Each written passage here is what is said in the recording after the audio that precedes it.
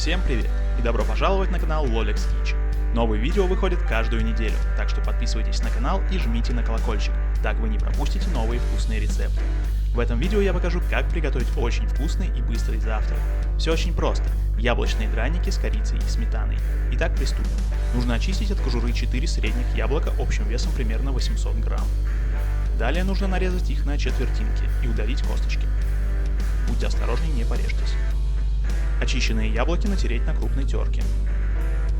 Отжать из натертых яблок сок и переложить их в большую миску. Как бонус у вас будет чашечка свежевыжатого яблочного сока. К тертому яблоку добавить одно яйцо. 3 столовые ложки, это примерно 75 грамм муки. 1-2 столовых ложки сахара. Тут ориентируйтесь на свой вкус и на вкус яблока, насколько оно кислое или сладкое, и тщательно все перемешайте. Сковороду смажьте сливочным маслом. Столовой ложкой выложите яблочную смесь на сковороду.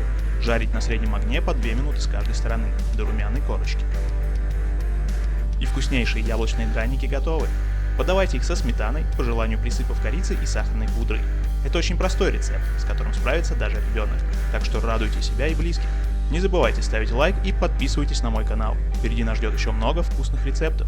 Кушать подано, приятного аппетита, всем пока!